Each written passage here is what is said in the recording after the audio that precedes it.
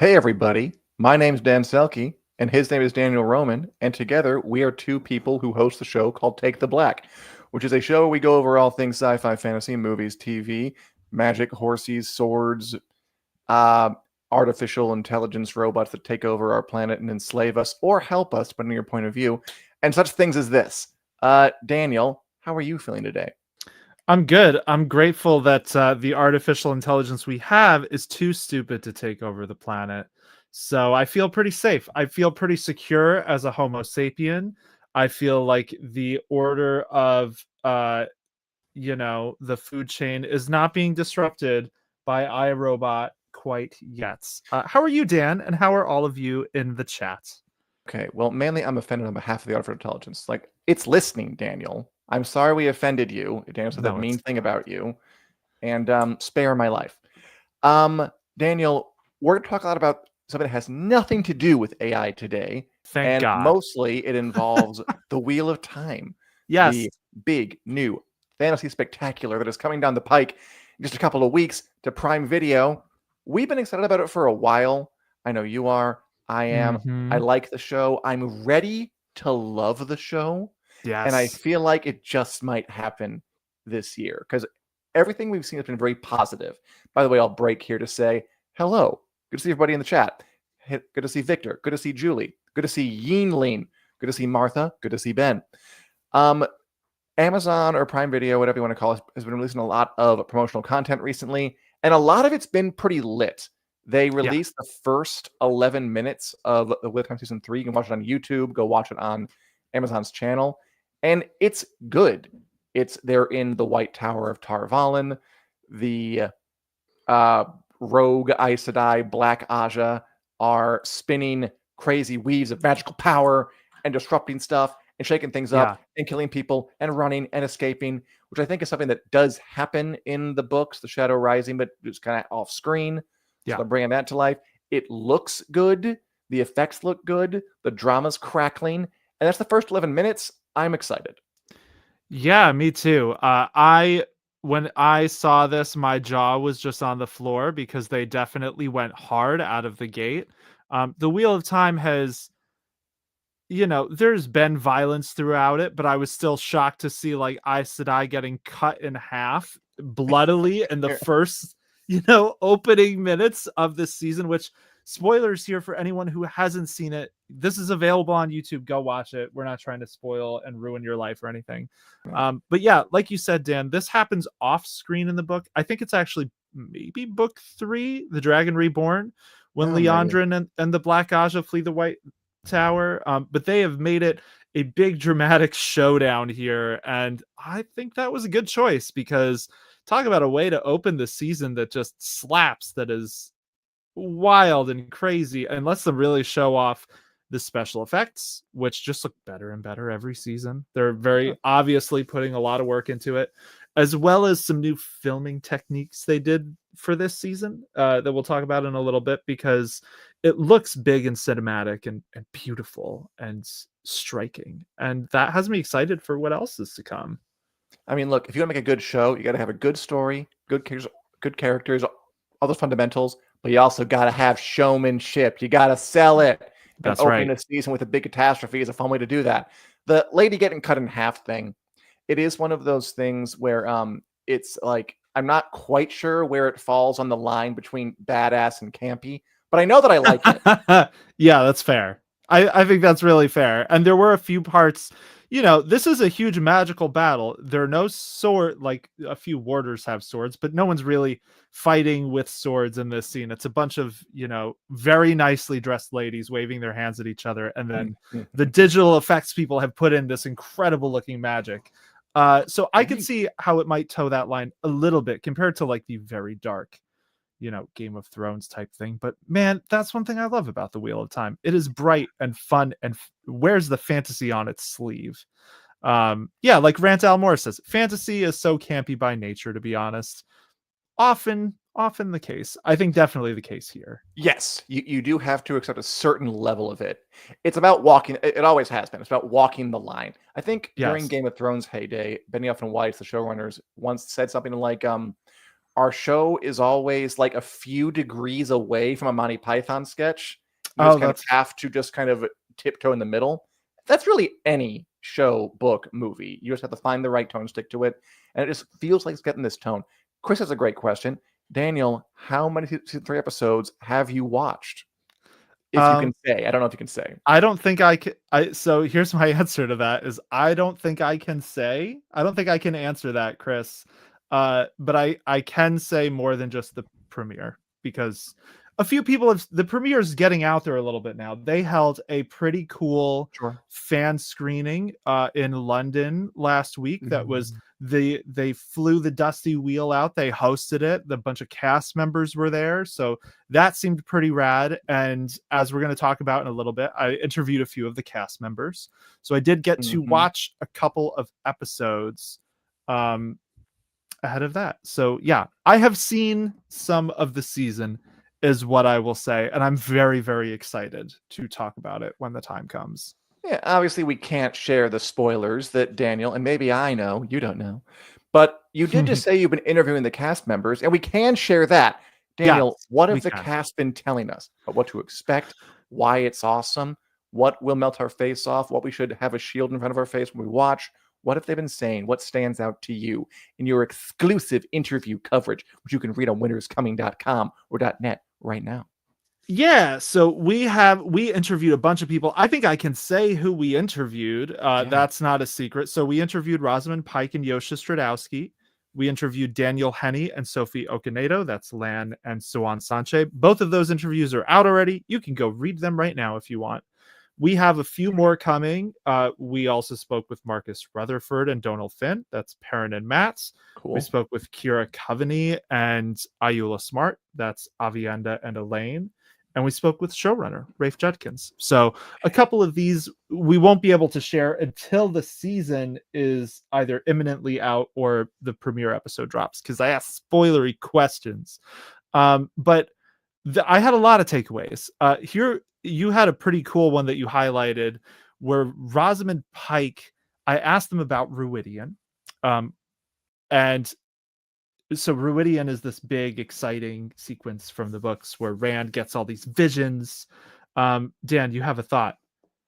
I'm always curious. Pronunciation? Is that what we're Yeah, going to so talk about? you have or have not seen episodes, talk to them. How is the show gonna say it? Ruidian, Roidian, what? So the show, my impression is that the show Uh-huh. is going to say it Ruidian. Okay, that's fine. That's, which we'll see how much that pronunciation holds across cultural groups and timelines and all those sorts of things. But Rosamund Pike said Ruidian in our interview. Okay, So that is what I'm going with. sure. I now feel validated. I can say my pronunciation that was, it does not match the glossary of the book, but is how I've been saying it in my head for a decade. So yeah, Ruidian. So she said it's the pivotal episode for us being her and Yosha Stradowski. Mhm, It's gotcha. coming in episode 4. We can't wait for you to see it. It's the point around which the whole season turns for us. It's experimental, psychedelic. Showrunner Rafe Judkins has done a brilliant job transferring these ideas from page to screen, and director Thomas Napper just took it away somewhere really incredible.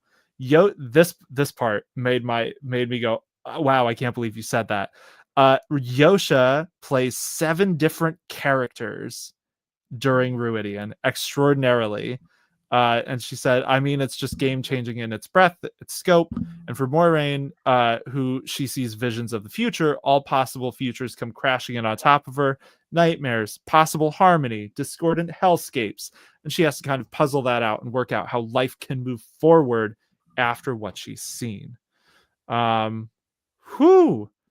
So yeah, this is definitely, I think, gonna be an episode, like a game-changing episode for the Wheel of Time. It feels like it could be a make or break one, like they either nail Ruidian and people love it, or I don't know what happens for this show, basically. You can tell both by looking at this thing in the trailers for it, and by the way they talk about it, they really loved and cared about putting it together, which is a good sign. I think Victor was saying that no one outside Rosamund Pike from the cast has really got traction. And Rapunzel's talking about this first time they had to promote it since the strikes and COVID. It is true that this show has I think it's felt like it hasn't gotten the attention it should have. Also, it hasn't I don't think it's fully deserved it yet. Look, Game of Thrones was a phenomenon. I don't think you can't replicate that just by making another fantasy show.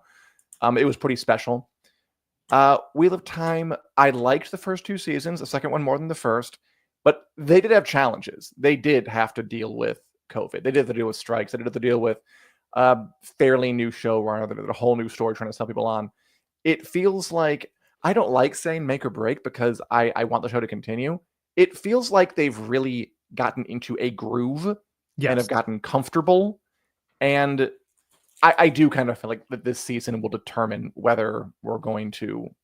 It's run out of just coasting on the name. It's no longer assumed that we're going to get more episodes. It has to hit decently hard, but I think the quality is at a level and seems to be rising where it can, and I'm pulling for it. Yeah, totally. I fully agree with that. I think so. That's something Yosha said in the interview that I had with him and Rosamund Pike, that he felt like the show really found its form this season, which is pretty true to the books. Like, the books kind of felt like they treaded water a little bit for the first 3. They repeated a lot of beats. We've talked about this before, that the ending is kind of the same, where Rand fights Ishamael basically at the end for 3 books in a row. And then book 4 is where the series really feels like it sets its feet to go for the long haul. And hopefully that is what this season will do too, because it's just got more interesting storylines, more out of the box storylines. The Ruidian thing, we're hyping it a lot. We're talking about how cool it could be. Like Rand says in the chat, if they nail Ruidian and bring even like 10,000 book purists back, then we will feel the impact on socials, which I agree with. Like, this Ruidian episode, like it's an important one, but it's also like, spoiler, it doesn't feel like a huge spoiler because the trailers have front loaded this so much. Sure. Rosamund Pike talked about it, Yosha Stradowski talked about it, but it's like lots of visions is what this is. So it's different than like, the Red Wedding is going to be a game changer, and that's a bunch of people getting murdered. Action that is going to land for people. They're going to have an emotional reaction. This is one of those interesting things where it's a little bit more spiritual of a thing. Essentially in the book, Rand like sees the history of the Aiel throughout this segment. So I feel like it could really, I don't know, just elevate the series, both the episode, but also the season as a whole, because it seems like this is a bigger, juicier season. They also filmed it differently, which this was another kind of like funny takeaway from these interviews, like both acting like a warder and their Aes Sedai in real life. So they filmed this with a different type of camera, and Rosamund Pike and Daniel Henney were like the two who like nerded out about the tech stuff to me about that. They filmed it in a wider camera lens, so it's going to be true 16:9 widescreen, so it will feel more immersive and cinematic than previous seasons. It just feels like they're betting a lot here. Yeah, go big or go home. Why not? Yeah, pretty much. Marcus Rutherford, who plays Perrin, also talked a little bit about the scope feeling larger than season 2, and specifically like the scope with the Two Rivers battle, which that is an interview we'll have coming out soon. Just that it, he talked about different camera techniques and direction making it feel larger, and also teased we may see at least like one take shot, like when Jon Snow chopped his way through Hardhome. Those kinds of shots, we may get at least one of those with Perrin and the Two Rivers, it sounds like. Yeah, cool. Yeah, totally. Sounds like it's going to be wild. Yeah, I am ready to fall in love. Is there anything else that you got from your interviews worth mentioning? Yeah, totally. Let me just run through a couple of these. So Rafe Judkins, which that's one we'll probably share closer to the release date. He's especially excited for us to see the Forsaken this season and their interplay. said that's one of his favorite elements from the books. The Forsaken have like meetings in the books where they all kind of rag on each other as they like make plans. So maybe we'll get to see that this season. Sounds like he's excited for that. He also talked about one of your favorite parts of the book, Stan, the Matt Gallad Gowan fight. Oh yeah, that's a fun one. Which we debated about. You can find our back and forth about this on winteriscoming.net about how realistic it is that Matt basically beats these two nobles who've been training like their whole lives with swords, and he has like a quarter staff and stuff. Judkins talked a little bit about like they rearranged stuff a little bit with that scene to make it fit Matt's emotional through line a little bit better. I'm very intrigued by what that means and how that will shake out in the show. The other two other things. Judkins talked a little bit about adaptation stuff, and like to me it does sound like the 8-episode thing is still kind of restrictive for the show. Like he basically said that because they have 8 episodes instead of like 10 like Game of Thrones, they have to be very meticulous about what they choose to cut and include, because they just have like no time for, you know, dalliances. like they really have to make sure that they are making the most of the time they have. And like, yeah, I don't know. What are you going to say? It is so interesting how, I don't know, like it seems like these streaming services, these studios kind of choose how many episodes a season each show gets, or just like a blanket number. And it doesn't seem to vary that much. Like I think Prime Video is pretty much 8 episodes for all of its dramas. Like someone mentioned The Boys up there, that's 8 episodes. Rings of Power is 8 episodes. Reacher, about the giant man, is 8 episodes a season.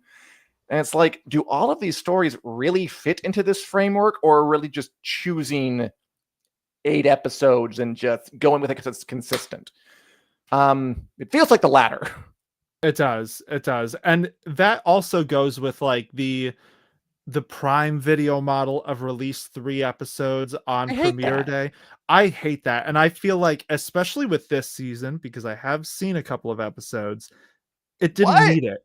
It didn't need it the same way that, you know, like I could understand that for a first season, right? Like you're trying to get us in the door. You want us to get a feeling for what the show's about. But now we're on season 3. Like, let the thing breathe. Let it have its moment in the sun, you know, spread those episodes out. So yeah, there are things like that and the 8-episode thing where I'm like, man, like, it feels like Prime is shooting themselves in the foot with this a little bit, because it just, yeah. Someone asked a little while ago if we thought they could feasibly do the rest of the book series in like 5 more seasons. And I got to be honest, like I agree with whoever said books 7 through 9 could be compressed, or really 8 through 10, in my opinion, could be compressed into like seasons 5 and 6. I worry about the final few books though, because they're pretty large and a lot happens. And if they gave them 10 episodes, I'd be a lot less worried. I mean, it'll depend on whether it can, in order for the showrunners to have the leverage to try and get more episodes or get anything, it needs to be successful. Exactly. Although, I mean, at the same time, like The Boys is hugely widely watched, and that still has 8 episodes a season. So maybe Prime Video just refuses. It just loves the number 8. Jeff Bezos loves the number 8 so much, he will not be moved from his position. And I don't care how successful the show is, not more successful than Jeff Bezos. Yeah, and so I think I need to look back at the numbers, but I'm pretty sure some of the Wheel of Time stats are better than The Boys. I'm Really? pretty sure. Yeah, they said some stuff in one of the press releases, like season, I think it was like season 2 had some of the best growth of one of their series. I can believe that. The first season had like the best premiere still, out of behind like Rings of Power and Reacher. It's like my reading was like Rings of Power, Reacher, and the Wheel of Time seem like they're 3 that have some of the best stats. But The Boys is, you know, that's such a cultural thing, and it's probably a lot, I don't want to say lower budget than the Wheel of Time, but like probably like they're not shipping people off to Morocco and Namibia to film stuff and whatever. Yeah. So So my big takeaway from all these interviews, from all of the press stuff that's been coming out, because you're right, it has been a deluge of like trailers and teases and posters. There were posters that came out today, and then there was an article with other posters that came out today, and it's like everyone's going hard. There are interviews all over the place. The cast and crew seem excited. The PR team, I know fans have in the past been like, why isn't Prime promoting it more? I do think the PR team is really going hard this season. And the material they're adapting has the potential for some really good standout moments. So it seems like they are betting everything on this season, basically, to see it. If one, they'll get renewed for season 4, and two, like my pie in the sky hope is if this season does well, Prime will kind of commit more to the show, because it's the opposite story of the Rings of Power, where it's kind of been like middling and middling, and it's coasting on good old Grandpa Tolkien's name, versus Wheel of Time, where it's had something to prove, and it seems like it's consistently proving it more and more each season. So yeah, I agree with you. It feels like it's make or break. I feel like they are putting a lot on this, but I feel like it's the time to gamble on a big splashy thing. Like, this seems like resources well spent. I have high hopes. I don't see why it couldn't be 8 seasons to tell a whole story. I haven't read all the books, mind you. I'm like the number 4 of 11. yeah, Or how many are there again? There are 11. there are 14. There are 14. God. There are Whatever. 14. Yeah, there are 14 books. Books 8 through 10 are what's known as the slog, quote, among fans, because there are some spots where it really drags, where it's very easy to see how they could condense things. But then again, like, you get to books 11 through 14, and it's hard to imagine how they could totally condense that into Rafe a Judson season. strikes me, the showrunner, as the kind of guy who's a genuine fan of this stuff and probably been thinking about this sort of thing for a while. Probably. I bet I guess you talked to him. I bet he has a plan in his head. He's been nursing for years about, if he gets to this point, what gets nipped, what gets tucked, what gets changed, what gets condensed. Yes. Or at least that's what I would do. Yes, I think that is absolutely the case. There is one particular element from one of the books that I asked him about, which you will find it when the season premiere happens on winteriscoming.net or yes, .com. or our YouTube channel, which subscribe if you don't want to miss the interviews we have coming up. You better that's right here where you're presumably watching this. Might as well. Yeah, might as well. But there was one element from one of the books that he told me he has had a really clear plan for. Him and the team behind the show has had a really clear plan for how they want to do it for a while. And I remember seeing a quote from him a while back where he said, like, let's be honest, if we're going to condense something, it will be the slog books, 8 through 10. So yeah, I think you're right. I think they've been thinking about this, mulling this for a while. And I think that's obvious in the way they've been setting some things up. Like, one of the cool things about this is there are a few elements for things that aren't relevant until like book 11, book 12, that the show has already been setting up. So it's clear they're playing the long game. Love it. God, I had not heard of this thing from Rantel Moore that Rafe implied that Amazon had asked if he could wrap it up in 4 seasons, and he said no. Oof. Which obviously he could not. Come on, Amazon. Don't you want to have a big, epic, bespoke, can't get it anywhere else, giant, epic fantasy series to call your own? 8 seasons of just sit down and binge it, high fantasy fun, nowhere else. DVD sales through the roof. People do still watch DVDs? Maybe. People would totally buy a physical release of this show. Like, let me just say, like, there are enough hardcore fans of the Wheel of Time. Even if they don't own DVD players, they would get the damn physical release to put it on a shelf. So it's stuff like that where I'm like, Jeff Bezos famously was like, give me my Game of Thrones so I can I can help me fund my rockets or whatever the hell. So it's like, super yachts. Yeah. And it's like, here they basically have it. It's not a Game of Thrones level phenomenon, but this is the closest they're going to get to that with a fantasy show, I think. I don't think Amazon's going to have a better swing than this. So it's like, I agree. The thing that's holding them back at this point is not investing as fully in it as they should be. That's my opinion. Yeah. And okay, so when it drops, I'm gonna watch it. Hope everybody watches it, and I hope it convinces them to open up their wallets. Hope Jeff Bezos goes on his couch, finds some $1 billion, and throws it at it. Yeah. And we'll hope for the best. Yeah, totally. And Rant, if you have that article floating around, drop it in the chat or something, Oh because I yeah, am good point. horrified but curious about that. Victor says they will drop Lord of the Rings and focus on James Bond, which I don't think we have this in God, our I hate lightning stuff like round. that. Did you see the stuff about James Bond, Dan? We do. I believe we do. We do? Okay. So why don't you just All simmer, right. or All at least right. we? Oh yeah, I'll we simmer. did. You're right. You're right. We do. I take it back. I take back all the things that I got ahead of myself on. Let's talk about a show that will get to tell its whole story. Another high Yes. fantasy show, epic fantasy show, House of the Dragon on HBO, which is about to start filming. I had some mixed feelings about the second season, but I still like it a lot. And it is nice to have the cameras almost rolling and for a little flutter in my stomach to be going again.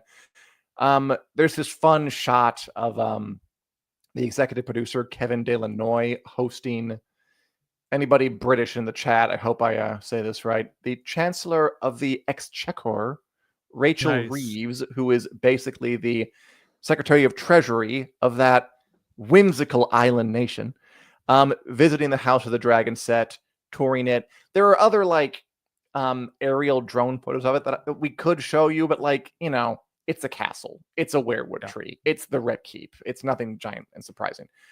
So that's going to start very, very soon. Early March is word on when House of the Dragon season 3 will start to film, which is cool. I mean, it is a little strange that the Wheel of Time, at least for the second and third season, even through the strikes, even through COVID, I think they filmed 2 and 3 kind of back to back ish, and we're getting the Yes. third like a year and a half afterwards. House of the Dragon is quite successful. I don't know why HBO doesn't like make plans to film things a little faster so we don't have to wait this long. But at least it's getting to going. Yeah. Well, I think that's a very fair point. Didn't they didn't renew seasons 3 and 4, right? They just kind of have said they are writing them back to back. That's their plan, is to do seasons 3 and It 4. really feels like the plan is firming up, and the show's been hitting, so I can't imagine HBO would say no. And like, if you're going to commit to it anyway, just renew it now and Yeah. start planning. Yeah, I wonder if season 4 will get here a little sooner. I mean, they're banking on that Night of the Seven Kingdoms other spin-off to get them Well, through the long night between seasons. But yeah, that's a fair which could point. work. I mean, I'm not going to lie, that could probably work for me. Yeah, I think Wheel of Time was lucky with its second and third season that the first season came out, and even if it maybe divided fans a little bit, it had some COVID problems with the way it filmed the final few episodes. I think it premiered really well for Prime. I think it was like an original where they were like, oh, this is at least doing the numbers we want to see from our original shows. And it was still kind of during the golden age of streamers will throw money at anything. Good times. So I think that they got really ahead on renewing seasons 2 and 3 because that was just the times we were in. It was pandemic era. They were like, let's roll with these. Like, I think season 3 was renewed for season 3 before season 2 even aired. It feels like it was, yeah. Yeah, so they did roll pretty quickly into filming season 3, but House of the Dragon less so. Sounds like they needed to see how season 2 went, and now they're kind of settling in. I don't know. It's this great purse string tightening that's happening across the film industry, and it's hitting all of these shows basically at this point. Yeah, needs to distinguish itself. And I believe they all can. I mean, I'm more worried for a little time than I am House of the Dragon. House of the Dragon seems pretty set. Although, we didn't talk about the misgivings. Something else I wanted to mention really quickly was Mhm. a little George R. R. Martin news. Of course, the Ooh. author of A Song of Ice and Fire, Game of Thrones, House of the Dragon, Fire and Blood, yada, yada, yada. People get on him for not having written the next book in his saga, The Winds of Winter, and making fans wait, these 14 years, which is true. Although It is kind of funny. He did sort of have a giant successful work come out in 2022, was it? I love the Um, way you're setting this up. I mean, am I wrong? George R. R. No. Martin contributed kind of writing, lore building background to the video game Elden Ring, which was a giant hit. Yes. Which is just inarguably a big epic fantasy action adventure, hack and slash, die every 3 seconds forever. Game Elden Ring. And he was talking about it to, I think, IGN, and just brought up what he did on it, which again, come with the background, the lore, the prehistory. I had some Mhm. ideas about magic and the runes. There are a lot about runes, and I worked it all out. It sounds like he really was involved. He didn't travel anywhere. They came to him, which is just kind of interesting. But he also Yeah. talked about an Elden Ring movie. Now, you and I both played Elden Ring. Yes. We were part of the people who jumped on board that game when it came out a couple of years ago. It Mhm. was very fun. It was very Yes, it beautiful. was. It was very challenging. It was very immersive. I feel like it did have Martin's stamp on there a bit in I terms agree with of that. the kind of dense prehistory, and the how warring gods felt very him. And they've been talking about a movie about it, and I just thought it was worth saying that he's went in it as well, saying that well, I can't say too much about it, but there is some talk about making a movie out of Elden Ring. We'll see if the Elden Ring movie comes to pass, and what the extent of my involvement was, I don't know. I'm a few years behind with my latest book, so that also limits the amount of things I can do. Ha ha ha ha ha ha ha. Of course, the reference to the Winds of Winter there. So just Yeah. fun Elden Ring movie. I'd probably watch it. Yeah, I mean, of course I would watch it. I enjoyed Elden Ring. I don't know that we need an Elden Ring movie. Elden Ring is one of those things that is, From Software, the video game company that made Elden Ring, they have such a specific style of storytelling in their games where they like sprinkle little tidbits of lore around. Like they're very, you know, nebulous with the way the story works. Like it kind of rewards you for going out of your way to figure stuff out and piecing it Mhm. together yourself. That, like, I don't know how well that would translate to a movie. Like it could still be cool and visually interesting, but I don't know. That's one of those things where it's like they made the most of the medium they had. You know what I True. like? It's one of those stories that uses all the everything that its specific medium can do, and I feel like there's no way a movie would be able to live up to that. I disagree. I'm not sure it's a movie Hollywood is willing to make. Like, I think Sure. for when you're talking about these video games, especially like older ones that don't have much in the way of dialogue, and Elden Ring is a very video game where there Yes. really isn't much talking. It's just about The the hacking, the atmosphere and the splashing. hacking and the flashing. Yeah. Yes. I think like a near silent movie where it's just the Ooh. visuals and just the style could be really cool. I don't think anybody has enough balls to really do that, but like a big budget, epic fantasy, near dialogueless movie carried by the imagery, I'd be into that. I don't Yeah. think it's really. I think I could see it working really well animated as well. Which, like, would that capture the same audience? We can debate, but I like the grotesque creatures and stuff, the more artsy approach of a near silent type of adaptation with very little dialogue. That's the sort of thing I could see like an animated Elden Ring really, really slapping. Hmm. Um, there's some interesting talk in the chat going on about like how much Martin really contributed to Elden Ring. Um and I agree with what Bubo said. Elden Ring lore is 100% Martin, even the names.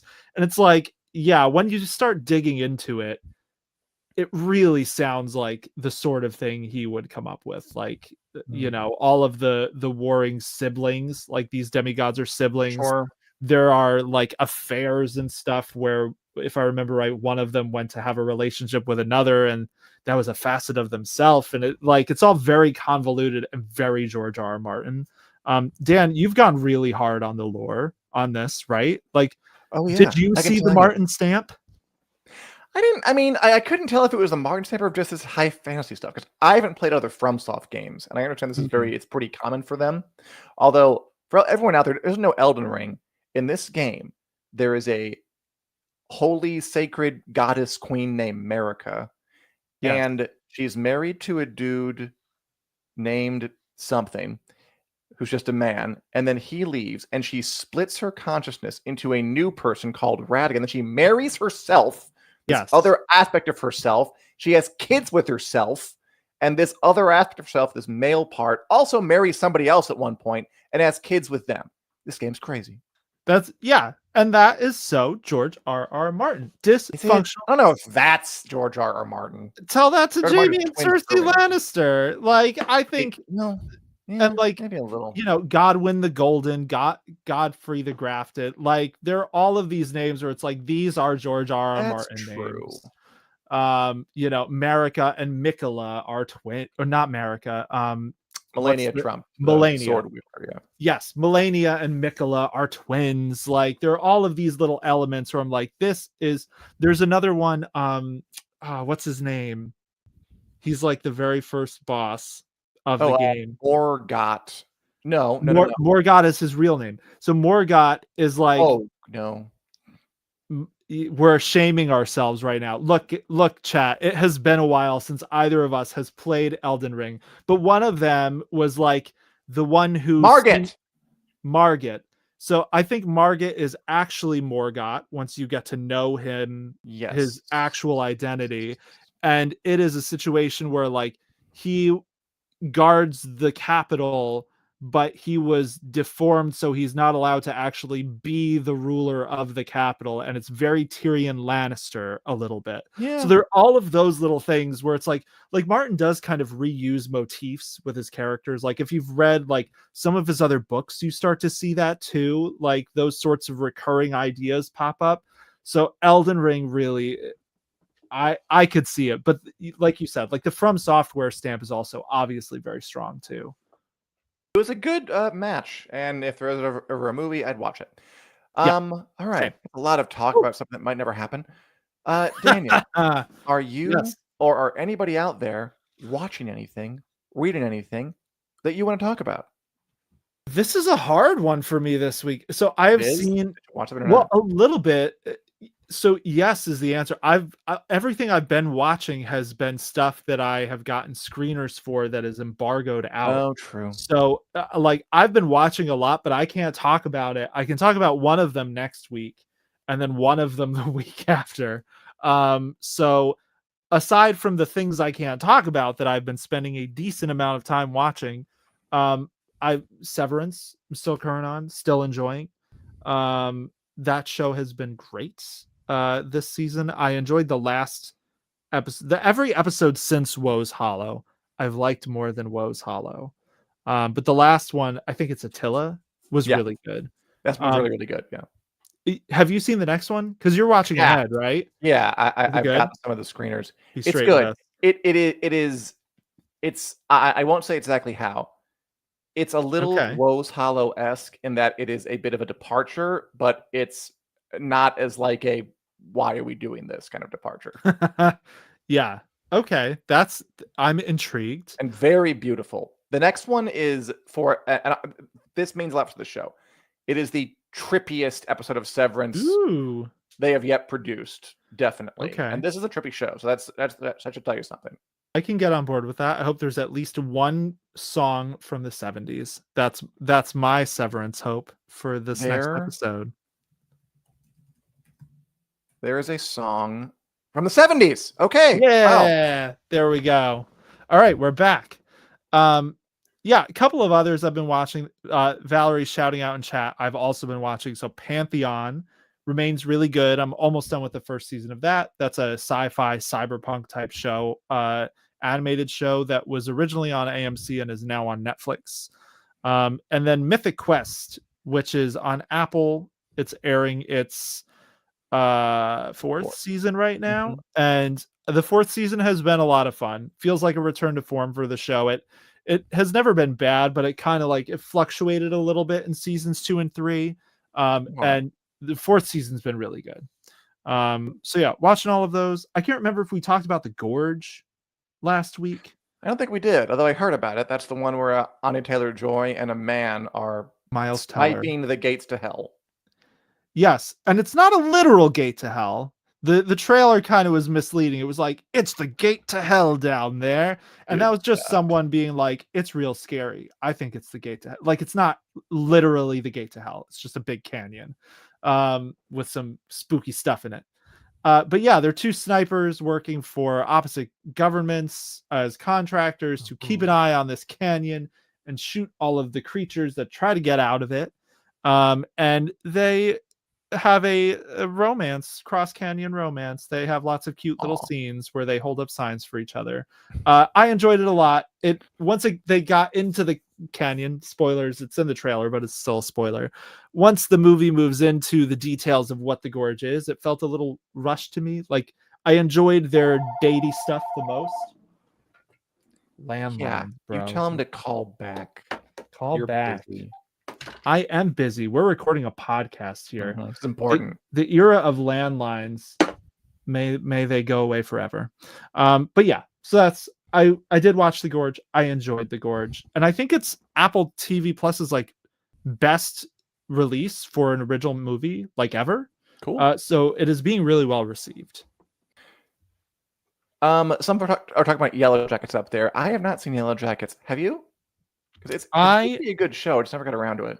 So Yellow Jackets, I watched Yellow Jackets in much the way that I watched Twin Peaks, which irked you so much a week or two ago, where my wife watched Yellow Jackets and I watched a decent amount of it as I was dipping in and out of the room and multitasking.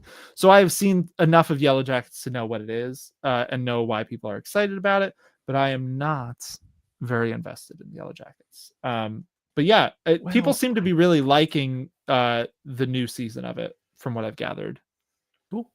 I watched The White Lotus, and I tried to watch. I tried to watch Reacher because I was considering covering it for the site because it's a very popular show. You wanted to watch Big Man Punch things. Big Man Punch things. Well, it's like taciturn, heroic, conflicted Big Man Punch things. Yes. I thought it was nice. I'm not sure I'll continue to watch, but if anybody out there has Reacher opinions, I'd be curious. I have theories about why it's so popular. I feel like it's just this straightforward kind of big hero man story connects to something primal in the culture, and it's well done. I'm not saying it's not well done. It seems like a good show, but it's one of those shows that feels a little like a cable show of old, like a cop show back in the day. Which, I mean, back in the day, no problem. Yeah, I think that is part of Reacher's appeal and probably part of why it has done as well as it has, because it's not shooting for the same nerdy audience as like the shows we typically talk about on here. It feels more like, for lack of a better term, like dad fiction, which the books feel that way to me as well. Like they're more grounded in the real world. Like you said, there's just something primal and simple about the Reacher idea, which is basically he's this, I think, retired military guy who is just so big that people can't push him around. So he goes around and pushes the bad people around on behalf of the people who can't do the pushing themselves. Dad fiction sounds reductive, but I mean, I'll take it. I feel like there should be a little bit of making fun of this here, but not in a way that's offensive. Yeah, well, I'm not trying to be reductive. Like you know what I mean. At the bookstore, they have certain books they market around Father's Day, and Reacher is one of those kinds of books, in my opinion. Kind of like histories and biographies are also those kinds of books.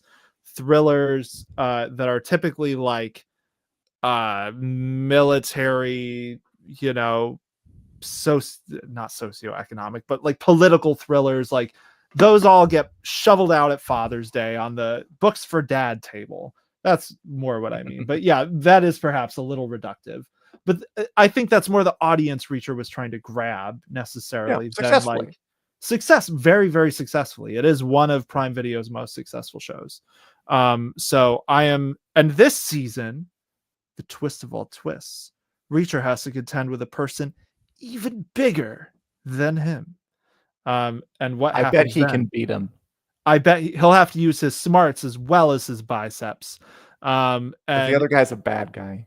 I Yeah, I thought it was really funny. There's an interview somewhere with Lee Childs, who wrote the books, about how like one of their big accomplishments for this season was actually finding the big man who was bigger than Reacher to play that part. And it's, it's a person like the Mountain, the dude who Yeah. played the Mountain from Game of It's I that was type saying, of like, thing where they needed a 5 years ago, bodybuilder. that they would have hired Hafthor Bjornsson. Yes, totally. But yeah, Reacher's doing very well. It's in its, I think, third season now. Yeah. Alright. So happy for everyone enjoying it, but I have not watched it yet because I've been too busy watching secret things I will talk about in the coming weeks. Okay, we should move on to the lightning round. I have Probably. one We're making really good time. we're making good time. We have time Okay. if you want to take a diversion, if you have a thought. Okay, it's like there was something about Reacher when I watched it that just you're right. There's like these shows that are kind of aimed at people like us who want something more expansive and nerdy and sci-fi Mhm. fantasy. And there's something about a show like Reacher almost looks down on that.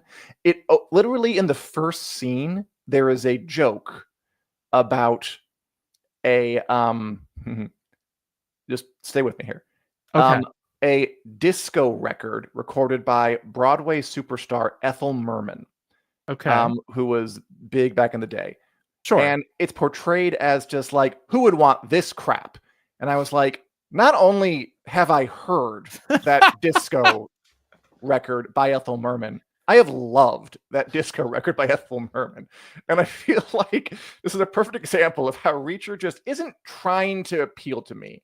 Because if it were, it would be like, you gotta hear this.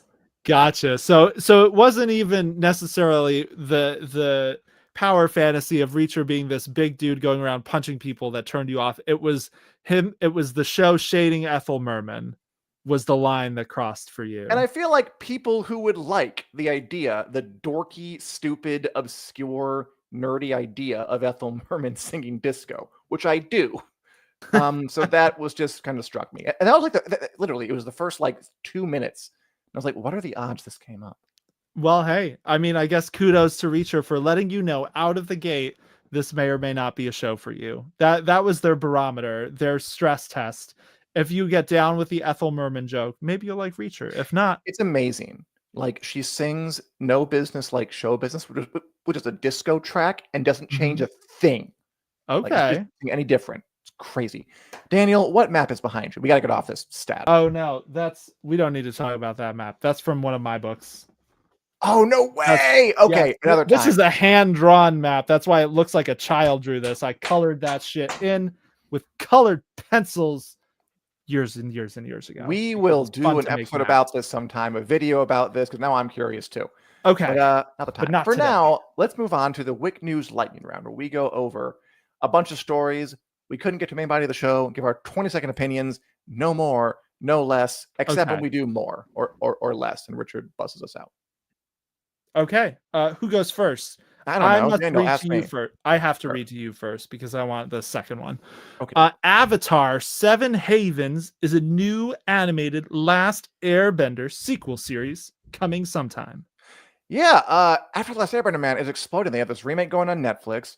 They're making a new animated sequel series, which was a sequel to the last sequel animated series, Legend of Korra, which was a sequel to Avatar: The Last Airbender. Um, I don't, I don't know. I'm not sure if the show's time has passed or if it still has juice left in it.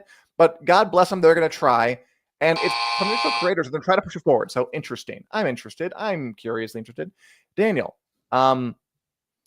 sci-fi uh homestead Apple TV Plus is going to air a show called Murderbot on May Yeah. 16th. What do you know about it? I'm so psyched for this. Murderbot is a very, very popular sci-fi series by an author named Martha Wells. Apple TV Plus is making a show based on it with Alexander Skarsgård as the Murderbot, a self-hacking robot who says they want nothing to do with human emotions but are drawn to them and love watching soap operas. It is going to be fun. This is a comedic sci-fi. Probably going to be one of the bigger sci-fis of the year. Everything's coming in May, like in April. It's crazy. You've got to space these things out. Okay, go on. Yeah, totally.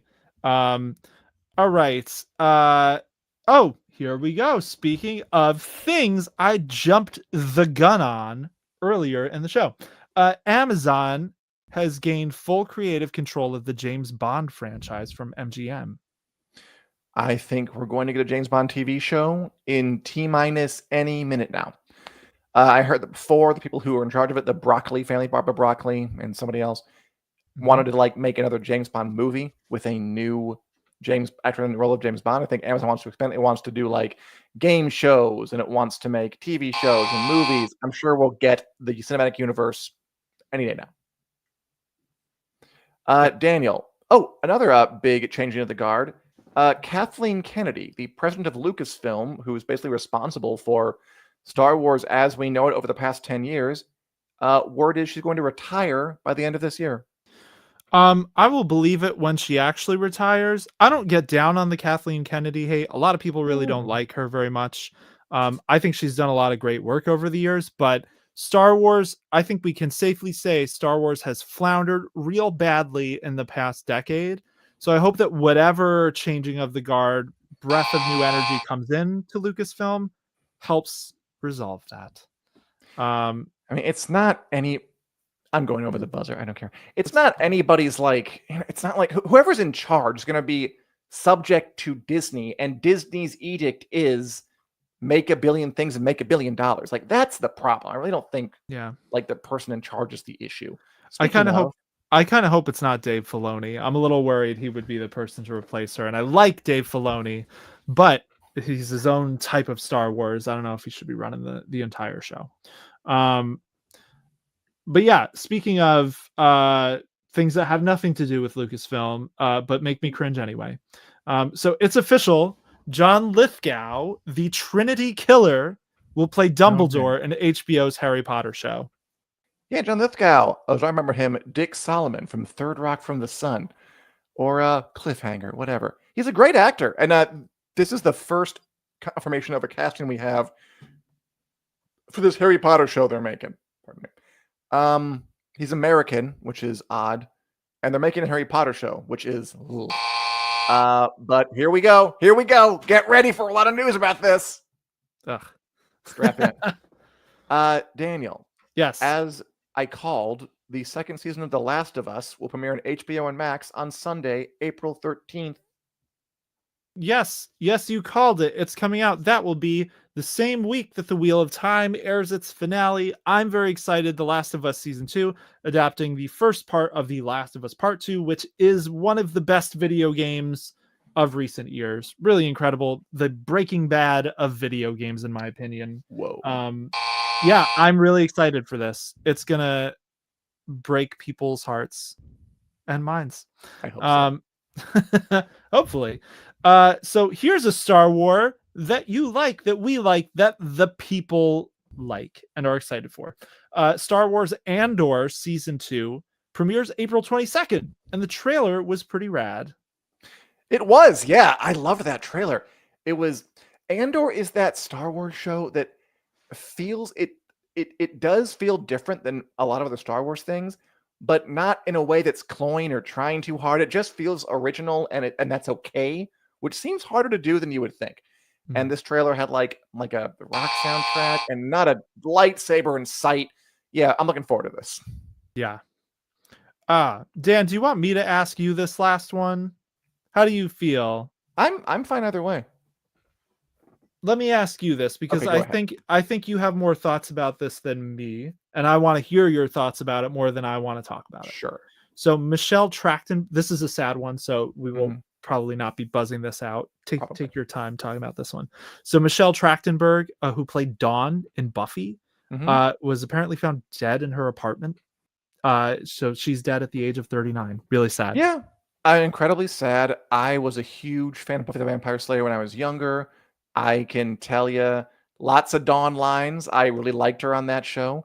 She went on to be in Gossip Girl. I remember she blew up as Harriet the Spy when I was like a little kid.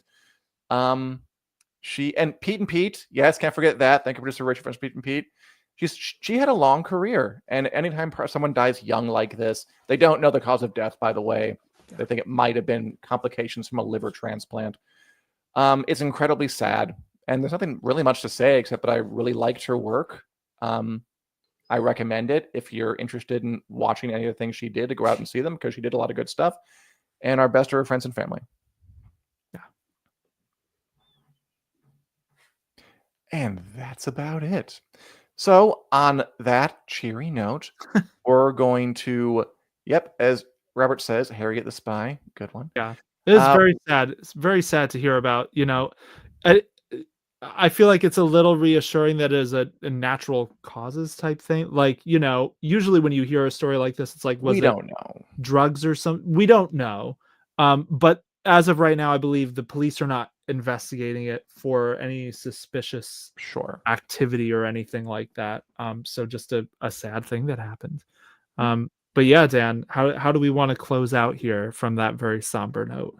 I say that you should like and subscribe. The Winter is Coming YouTube channel, and return here every Wednesday at 2 p.m. CST to watch us do Take the Black live, where we'll cover these and stories like these, give you our searing opinions, insights, discussions about all things forever and ever, every Wednesday from here into the heat of the universe.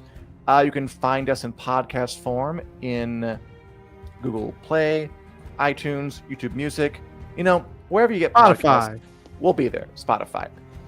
Give us a like, give us a subscribe, give us a comment. You guys are doing great on that. Lots of comments this week. Love to see it. And we'll see you soon. And check back for more Wheel of Time interviews and stuff as we ramp up to the premiere. Goodbye, everybody. Have a pleasant evening or morning, depending on where in the world you are right now. Goodbye. Take care, all.